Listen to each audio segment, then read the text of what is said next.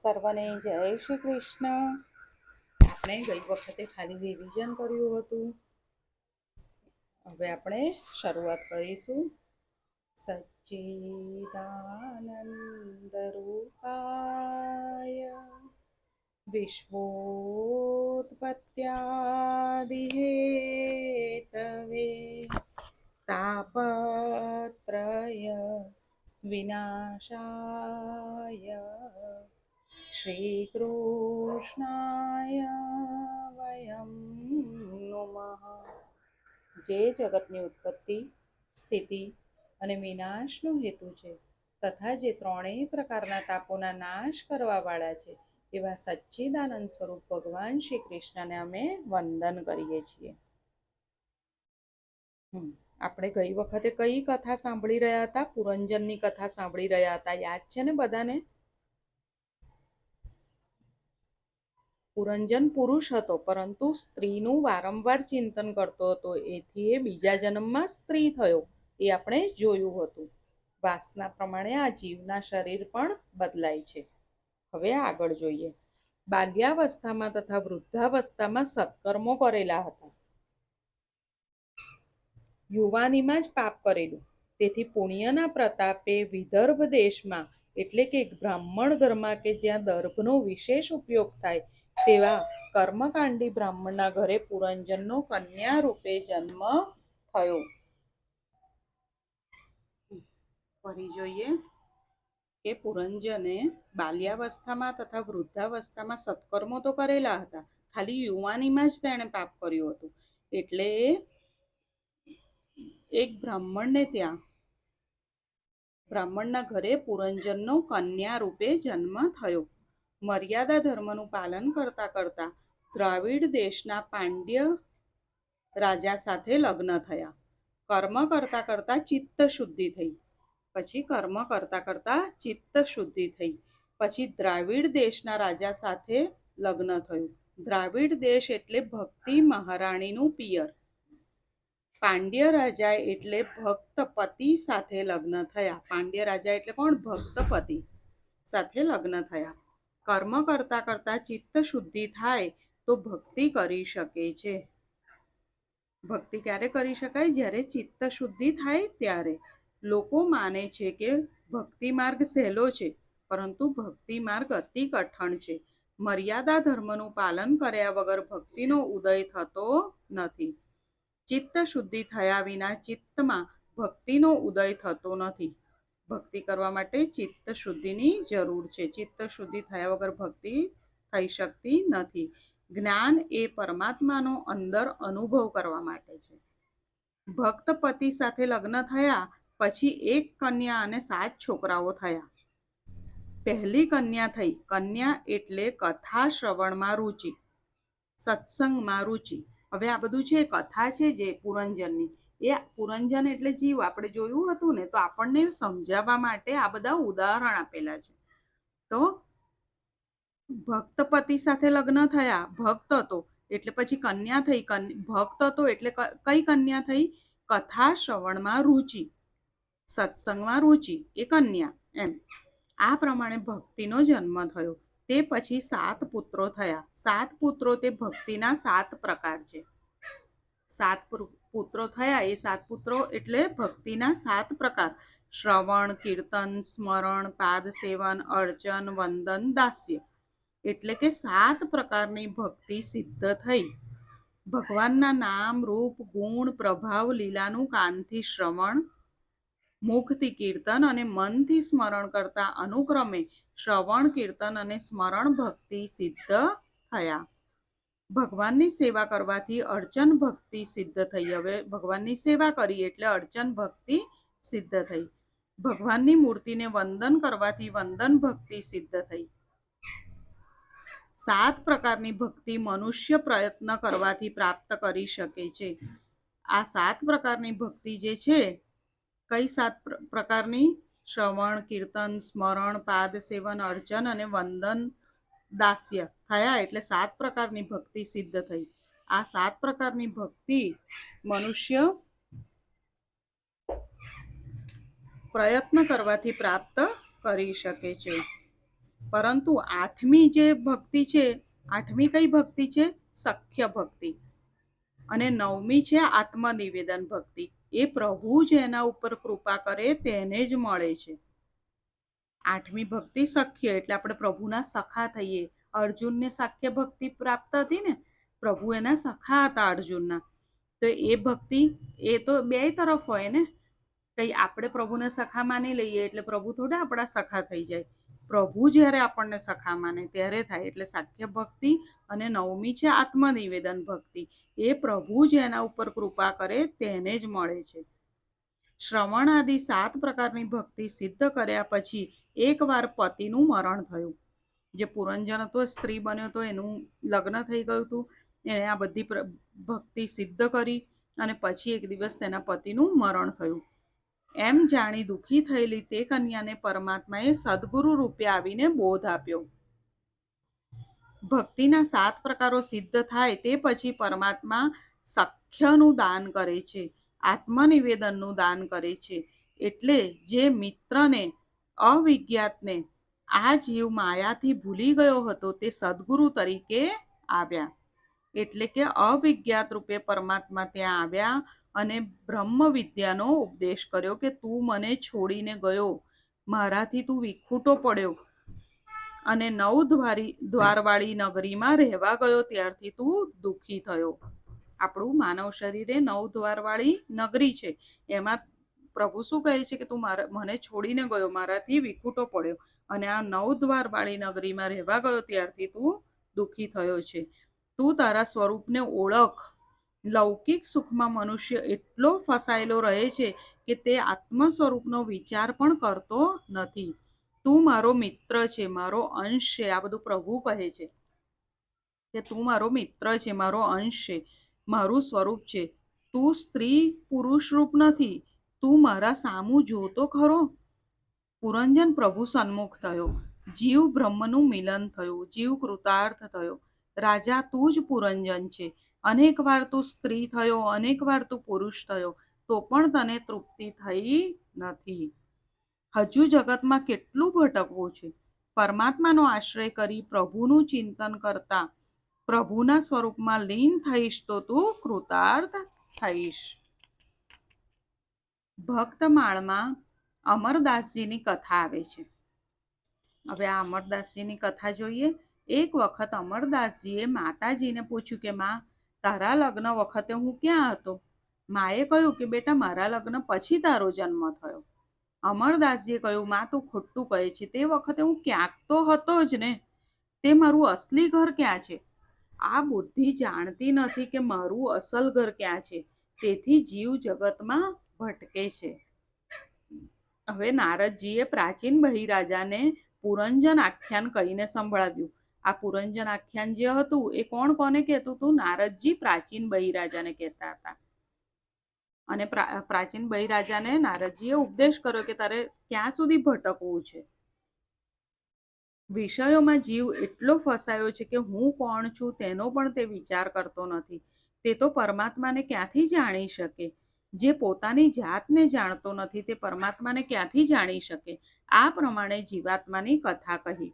પ્રાચીન બહિરાજાને આનંદ થયો છે. હવે હું કૃતાર્થ થયો છું. હવે યજ્ઞ કર્યા કરીશ નહીં. પ્રાચીન બહિરાજા બહુ યજ્ઞ કરતા હતા ને, તો એ કહે છે હવે હું ખાલી યજ્ઞ નહીં કર્યા કરું. પ્રાચીન બહિરાજા ભાગવત ચિંતન કરતા કરતા ભગવાનમાં લીન થયા છે. કથા મનુષ્યને પોતાના દોષનું ભાન કરાવે છે. આપણે કથા સાંભળવી જોઈએ. કેમ? કારણ કે કથા મનુષ્યને પોતાના દોષનું ભાન કરાવે છે અને ભાન કરાવીને તે દોષો છોડાવે છે. પૂર્વજન્મનું પ્રારબ્ધ ભોગવીને પૂરું કરવાનું છે અને નવું પ્રારબ્ધ ઊભું કરશો નહીં. એવું સાદું જીવન ગાળો કે જન્મ મરણનો ત્રાસ છૂટી જાય. આત્મા પરમાત્માનો અંશ છે. જીવાત્મા શરીરથી જુદો છે. જીવાત્મા બ્રાહ્મણ નથી, વૈશ્ય નથી, સ્ત્રી નથી, પુરુષ નથી. આત્મ સ્વરૂપનું ભાન અને દેહનું વિસ્મરણ થાય તો મનુષ્યને જીવતા જ મુક્તિ મળે છે. મનુષ્યને જગત નથી એવો અનુભવ થાય છે, પણ હું નથી એવો અનુભવ થતો નથી. અહમનું વિસ્મરણ કદી થતું નથી. પ્રચેતાઓએ 10,000 વર્ષ નારાયણ સરોવરના કિનારે જપ કરેલા હતા. પ્રચેતાઓ તો એમણે 10,000 વર્ષ નારાયણ સરોવરના કિનારે જપ કરેલા, ત્યારે તેઓની સમક્ષ નારાયણ ભગવાન પ્રગટ થયેલા. જપથી મન શુદ્ધિ થાય છે. જપ વિના જીવન સુધરશે નહીં. જપ તો કરવા જ પડશે. જપ કર્યા વગર આપણું જીવન સુધરશે જ નહીં. અને જપથી શું થાય? મન શુદ્ધિ થાય. રામદાસ સ્વામીએ દાસબોધમાં અનુભવ ઉપરથી લખેલું છે કે 13 કરોડ જપ કરવાથી ઈશ્વરના સાક્ષાત દર્શન થાય છે. અગર આપણા જપ 13 કરોડથી વધારે થાય, 13 કરોડ થાય તો ઈશ્વરના સાક્ષાત દર્શન થાય છે. જપ પૂર્વજન્મના પાપને પણ બાળે છે. જપનું ફળ તરત જોવામાં ન આવે તો માનવું કે પૂર્વજન્મના પાપ હજી બાકી છે. આપણે બહુ જપ કરીએ પણ એનું ફળ આપણને દેખાય જ નહીં, કે જપ આટલા કરું છું પણ કંઈ થતું નથી. તો શું થાય? આપણા પૂર્વજન્મના પાપ બાકી હોય એનો નાશ થઈ રહ્યો હોય. તે ઉપર વિદ્યારણ્ય સ્વામીનું એક દ્રષ્ટાંત યાદ રાખવા જેવું છે. વિદ્યારણ્ય સ્વામીની સ્થિતિ ગરીબ હતી. તેણે અર્થ પ્રાપ્તિ માટે ગાયત્રી મંત્રના 24 પુનઃસ્મરણ કર્યા, પરંતુ અર્થની પ્રાપ્તિ ના થઈ. એ વિદ્યારણ્ય સ્વામી હતા, એમને અર્થની પ્રાપ્તિ કરવી હતી, એટલે એમને પૈસા જોતા હતા. એટલે એમણે ગાયત્રી મંત્રના 24 પુનઃસ્મરણ કર્યા, પરંતુ એમને તો પણ અર્થની પ્રાપ્તિ ના થઈ. તેથી કંટાળી ગયા અને અંતે તેમણે સંન્યાસ લઈ લીધો. તે વખતે તેમને ગાયત્રી માતાના દર્શન થયા. એમણે સંન્યાસ લઈ લીધો અને તરત એમને ગાયત્રી માતાના દર્શન થયા. ગાયત્રી માતાએ કહ્યું કે માંગ માંગ, હું તારા ઉપર પ્રસન્ન થઈ છું. હવે વિદ્યારણ્ય સ્વામી ગાયત્રી માતાને કહે કે માતાજી, જ્યારે જરૂર હતી ત્યારે તો તમે આવ્યા નહીં, હવે તમારી શી જરૂર? પણ એટલું બતાવો કે મારા ઉપર તે વખતે તમે પ્રસન્ન કેમ ના થયા? ગાયત્રી માતાએ કહ્યું કે તું જરા પાછળ જો. વિદ્યારણ્ય સ્વામીએ પાછળ જોયું તો તેમણે 24 પહાડોને બળતા જોયા. એમણે પાછળ જોયું તો શું દેખાયું? એમને 24 પહાડ હતા, એ બળતા હતા. તેઓએ માતાજીને પૂછ્યું કે આ શું છે? ગાયત્રી માતાએ કહ્યું કે તે તારા અનેક જન્મોના પાપ હતા. તે તારા અનેક જન્મોના પાપોને જો. તારા તે પાપો તે કરેલી તપશ્ચર્યાથી બળી રહ્યા છે. તારા તે 24 પર્વતો જેટલા પાપોનો ક્ષય થયો એટલે હું તરત આવી ગઈ. જ્યાં સુધી પાપોનો ક્ષય ન થાય અને જીવ શુદ્ધ ન થાય ત્યાં સુધી મારા દર્શન થતા નથી. વિદ્યારણ્ય કહે, માતાજી, હું શુદ્ધ થયો છું, હવે મારે કાંઈ માંગવું નથી. તે પછી તેમણે પંચદશી નામનો વેદાંતનો ઉત્તમ ગ્રંથ લખ્યો. પ્રચેતાઓને ભગવાન નારાયણના દર્શન થયા છે. નારાયણે આજ્ઞા કરી કે તમે લગ્ન કરો. પ્રચેતાઓએ ભગવાન નારાયણના દર્શન થયા ને તેમણે, અને નારાયણે શું કીધું કે હવે તમે લગ્ન કરો. લગ્ન કરવું એ પાપ નથી. ગૃહસ્થાશ્રમ ભક્તિમાં બાધક નથી પણ સાધક છે. 1-2 સંતાન થયા પછી સંયમ પાળજો. આ જીવાત્મા અનેક જન્મોથી કામ વાસના ભોગવતો આવ્યો છે. તે કામ સુખની સૂક્ષ્મ વાસના લગ્નથી દૂર થાય છે. ઈશ્વરની માયા 2 રીતે જીવને મારે છે. પરણેલો પણ પસ્તાય છે અને કુંવારો પણ પસ્તાય છે. ગૃહસ્થાશ્રમનું વાતાવરણ એવું છે કે વિષમતા કર્યા વગર ચાલતું નથી. ભગવાન કહે છે કે તમે એક કામ કરો તો હું તમારું રક્ષણ કરીશ. પ્રભુએ શું કીધું? તમે એક કામ કરો તો હું તમારું રક્ષણ કરીશ. પરમાત્માએ આજ્ઞા કરી છે કે રોજ 3 કલાક નિયમપૂર્વક મારી સેવા સ્મરણ કરશો તો હું તમને પાપ કરતા અટકાવીશ. પ્રભુએ શું કીધું છે? આ પ્રભુએ જ કીધું છે કે 24 કલાકમાંથી 3 કલાક નિયમપૂર્વક મારી સેવાને સ્મરણ કરો. ક્યાં એ 3 કલાકમાં સેવા, સ્મરણ, ધ્યાન, જાપ બધું આવી ગયું. જે કરવું હોય એ 3 કલાકમાં મારી સેવા સ્મરણ કરશો તો હું તમને પાપ કરતા અટકાવીશ. એટલે આપણે રોજના 3 કલાક તો પ્રભુને આપવા જ જોઈએ. એક આસને બેસીને 3 કલાક ભગવત સ્મરણ કરે તેને ભગવાન પાપ કરતા અટકાવે છે. પાપ કરતા મનને ખટકો લાગે તો સમજવું કે પ્રભુની સાધારણ કૃપા થઈ છે. આપણે પાપ કરતા હોય ને આપણે થોડું ખબર પડે, મનને ખટકો લાગે તો પ્રભુની સાધારણ કૃપા થઈ છે. પાપ કરવાની ટેવ જ જો છૂટી જાય તો સમજવું કે પ્રભુની પૂર્ણ કૃપા થઈ છે. અને પાપ ન કરો એ જ મહાન પુણ્ય છે. પાપની માં છે મમતા અને બાપ છે લોભ, તેનો ત્યાગ કરવો જોઈએ. પ્રભુ સેવામાં જગત સેવા છે. પ્રભુ સેવા વગર દેશ સેવા પણ સફળ થશે નહીં. દેશની સેવા કરવી જ જોઈએ, પણ પ્રભુ સેવા વગર દેશ સેવા પણ સફળ થશે નહીં. માટે રઘુનાથની કૃપા મેળવવા હંમેશા પ્રયત્ન કરવો.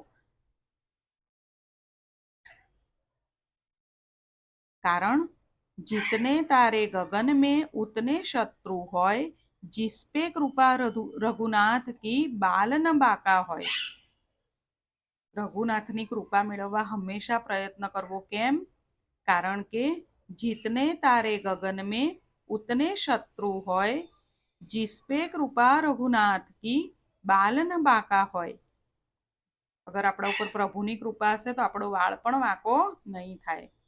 કોઈ પણ કાર્ય બુદ્ધિ અને શક્તિ વગર થઈ શકતું નથી, અને બુદ્ધિ અને શક્તિ ઈશ્વરની આરાધના કર્યા વગર મળતા નથી. પરોપકારથી ઈશ્વર પ્રાપ્તિ થતી નથી. ઘણીવાર પરોપકાર ઈશ્વર પ્રાપ્તિમાં બાધક નીવડે છે, ભરત મુનિની જેમ. બહુ પરોપકાર કરીએ એનાથી કઈ ઈશ્વર પ્રાપ્તિ થતી નથી. હવે એના માટે એક ઉદાહરણ છે. કોનું? ભરત મુનિનું. કામ એટલે કલાક. પ્રહર શબ્દનો અર્થ છે 3 કલાક. એક પ્રહર એટલે 3 કલાક. એટલે મનુષ્ય ઓછામાં ઓછા 3 કલાક જપ પ્રાર્થના પાછળ રોજ આપવા જોઈએ. ભગવાન તમારી પાસે સંપત્તિ માંગતા નથી, પરંતુ સમય માંગે છે. તેમને માટે સમય કાઢવો જોઈએ. ભગવાન તમારી પાસે સંપત્તિ માંગતા નથી, સમય માંગે છે, પ્રેમ માંગે છે. એના માટે સમય કાઢવો જોઈએ. મનુષ્યના દુઃખનું કારણ તેનો સ્વભાવ છે. મનુષ્યના દુઃખનું કારણ તેનો સ્વભાવ છે. સ્વભાવને સુધારવો કઠણ છે. તીર્થ સ્નાનથી, વિષ્ણુ યાગ કરવાથી સ્વભાવ સુધરતો નથી. પરમાત્માના ધ્યાન જપથી સ્વભાવ સુધરે છે. પરમાત્માનું આપણે ધ્યાન અને જપ કરીએ એનાથી સ્વભાવ સુધરે છે. અનેક જન્મથી આ જીવ પાપ કરતો આવ્યો છે. તે પાપની આદત ભગવાનના નામના જપથી આખરે ભગવત કૃપાથી છૂટે છે.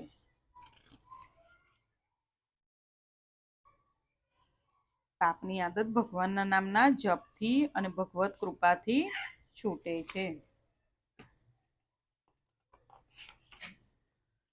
ગૃહસ્થોને પ્રચેતાઓના ચરિત્રનો બોધ આપ્યો છે. ભગવાન કહે છે કે 3 કલાક તમે મારી પાછળ આપો, તે પછી 21 કલાક હું તમારું ધ્યાન રાખીશ. પાપ કરતા જીવ હું તને અટકાવીશ. પ્રભુએ શું કીધું? તમે ખાલી 3 કલાક મને આપો, મારી પાછળ પડો.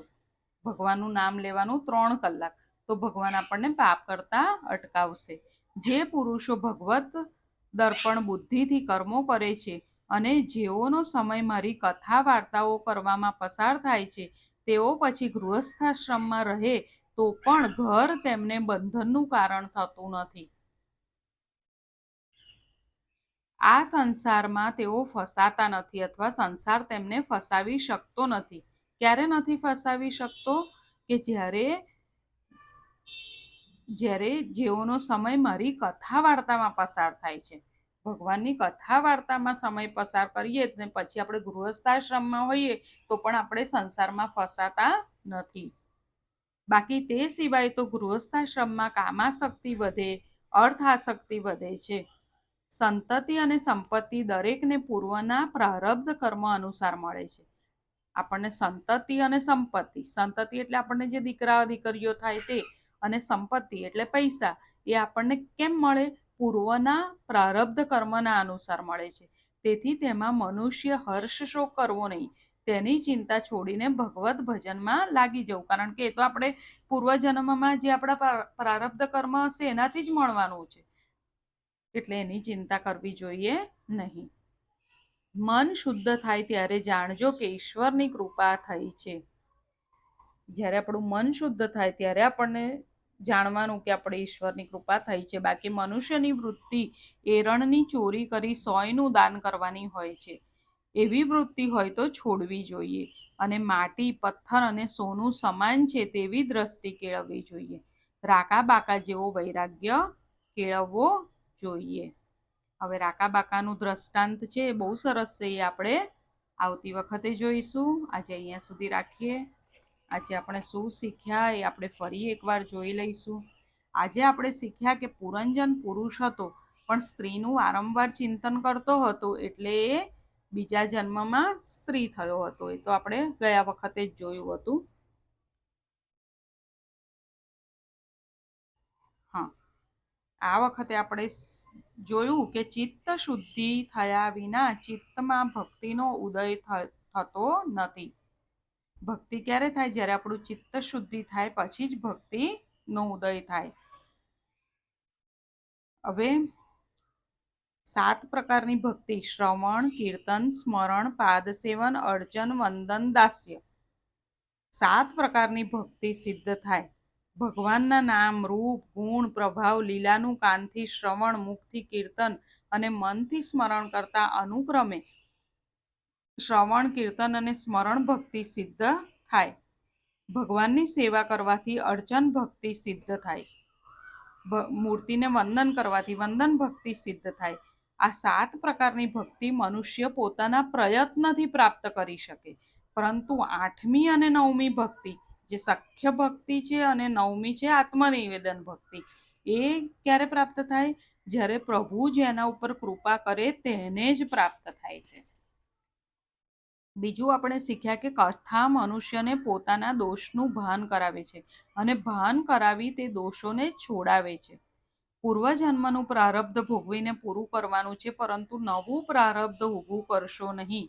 જીવન એવું સાદું ગાળો કે જન્મ મરણનો ત્રાસ છૂટી જાય. જપથી મન શુદ્ધિ થાય છે. જપ વિના જીવન સુધરશે નહીં. 13 કરોડ જપ કરવાથી ઈશ્વરના સાક્ષાત દર્શન થાય છે. રોજ 3 કલાક નિયમપૂર્વક પ્રભુનું સેવા સ્મરણ કરશો તો પ્રભુ પાપ કરતા અટકાવશે. એક આસને બેસીને 3 કલાક ભગવત સ્મરણ કરે તેને ભગવાન પાપ કરતા અટકાવે છે. હવે પાપ કરતા મનમાં થોડો ખટકો લાગે તો સમજવું કે પ્રભુની સાધારણ કૃપા છે. પાપ કરવાની જો ટેવ જ છૂટી જાય તો પ્રભુની પૂર્ણ કૃપા થઈ છે. પાપ ન કરો એ જ મહાન પુણ્ય છે. પાપની માં છે મમતા અને બાપ છે લોભ, તેનો ત્યાગ કરવો. કોઈ પણ કાર્ય બુદ્ધિ અને શક્તિ વગર થઈ શકતું નથી, અને આ બુદ્ધિ અને શક્તિ ઈશ્વરની આરાધના કર્યા વગર મળતા નથી. ભગવાન તમારી પાસે સંપત્તિ માંગતા નથી, સમય માંગે છે. તેમના માટે સમય કાઢવો જોઈએ. 24 કલાકમાંથી 3 કલાક પ્રભુને આપવા જોઈએ. પરમાત્માના ધ્યાન જપથી સ્વભાવ સુધરે છે.